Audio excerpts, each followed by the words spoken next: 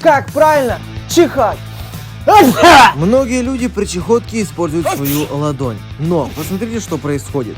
Вся ладонь в слюнях, микробах, да и к тому же мимо ладони очень много микробов просачивается наружу и в комнату. Правильным способом будет чихать в кулак. Ставите кулак под 90 градусов, а далее чихаете прямиком в него. Нос и рот будут максимально закрыты, и все микробы будут попадать в рукав, а не в окружающую среду. Пользуйтесь и не чихайте.